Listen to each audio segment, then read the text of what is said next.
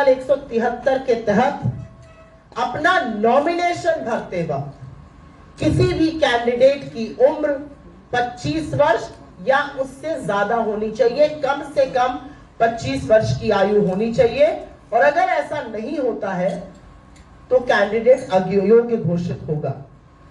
लेकिन इस पूरे कानून की धज्जियां उड़ाने का काम बिहार में बीजेपी में चल रहा है, एक जादू हो रहा है। और जादू के तहत नरेंद्र मोदी और अमित शाह के चहेते सम्राट चौधरी जब मर्जी चाहते हैं 12-15 वर्ष अपनी उम्र बढ़ा लेते हैं, जब मर्जी चाहते हैं अपनी उम्र घटा लेते हैं। सहूलियत के अनुसार उनकी उम्र घट और बढ़ रही है। काश ऐसा वरदान हम सबको प्राप्त होता, लेकिन हमें प्राप्त नहीं है, क्योंकि हम लोग महामानव और नॉन बायोलॉजिकल के लोग नहीं है। अगर होते तो शायद हम भी ऐसे ही अपनी उम्र घटाते बढ़ाते रहते। इस बार के चुनावी हलफनामे में उन्होंने अपनी उम्र 56 वर्ष घोषित की है। उनका कहना है कि वो 1968 में पैदा हुए थे। आपसे बस थोड़ा सा फिगर सुनने का अनुरोध करती हूँ। इस बार के चुनावी हलफनामे में उनका कहना है कि वो 1968 में 1968 में पैदा हुए थे। इस हिसाब से उनकी जो आयु है वो 56 वर्ष है। लेकिन जो सुप्रीम कोर्ट का ऑर्डर हम आपको देंगे, 16 अक्टूबर 2003 का सुप्रीम कोर्ट का निर्णायक ऑर्डर है और उसमें फैसला किया गया कि सम्राट चौधरी की जन्म तिथि उर्फ राकेश कुमार की जन्म तिथि 1981 है, जिसके हिसाब से आज उनको 44 साल का होना चाहिए था। सुप्रीम कोर्ट के 16 अक्टूबर 2003 के ऑर्डर ने सम्राट चौधरी को अयोग्य घोषित किया था। उनके 2000 के परबत्ता से निर्वाचन को रद्द किया गया था और इसी सब के चलते उनको मंत्री पद से भी इस्तीफा देना पड़ा था। आप प्रबुद्ध लोगों को याद होगा 1999 में वो मंत्री बन गए थे, तब वो एमएलसी नहीं थे, एमएलए नहीं थे। 2000 में उन्होंने चुनाव लड़ा परबत्ता से, अपनी उम्र 25 साल से ज्यादा दिखाई। उसके बाद इलेक्शन पिटीशन दायर हुई और 2003 के सुप्रीम कोर्ट के निर्णायक ऑर्डर ने 1981 उनकी डेट ऑफ बर्थ माना, उनका चुनाव रद्द किया, उनको अयोग्य घोषित किया। उच्चतम न्यायालय ने यह फैसला किस आधार पर सुनाया था? बिहार सेकेंडरी एजुकेशन बोर्ड ने एक सर्टिफिकेट इशू किया था। उसमें 1996 में सम्राट चौधरी और राकेश कुमार प्राइवेट कैंडिडेट थे कृतानंद विद्यालय से। उनका रोल नंबर 19 था। यह अलग बात है कि वो एग्जाम में फेल हो गए थे। बिहार सेकेंडरी एजुकेशन बोर्ड ने 1996 में जो सर्टिफिकेट इशू किया था उसके आधार पर सुप्रीम कोर्ट ने यह फैसला सुनाया।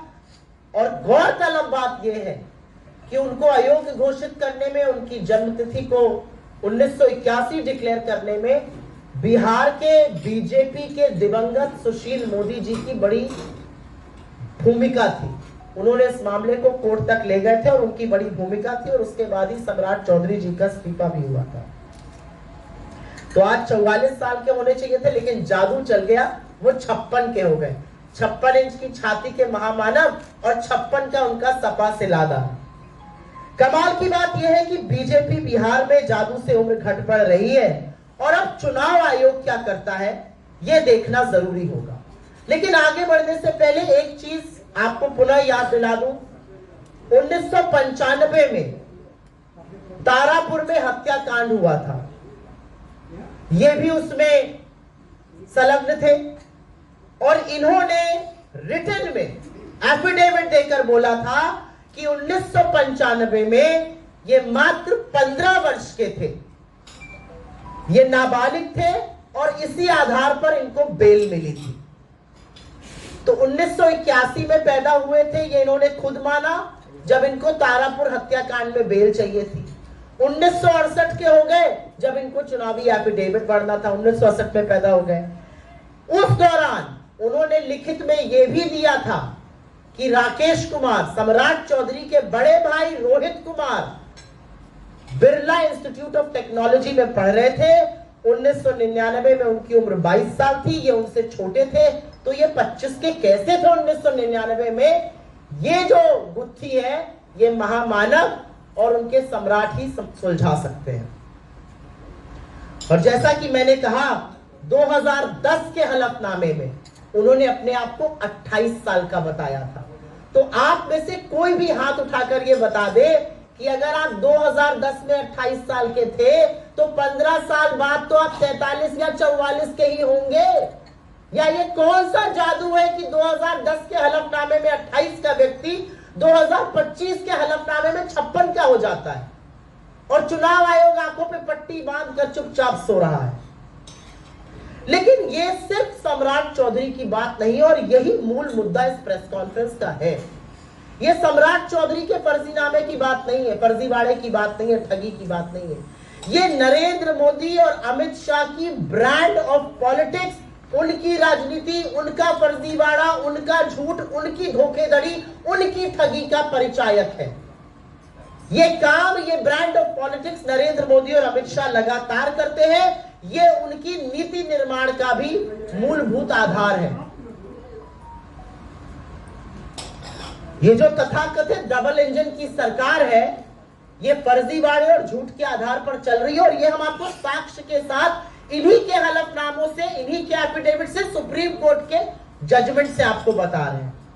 बिहार जो तप और तर्पण और त्याग तपस्या की भूमि है,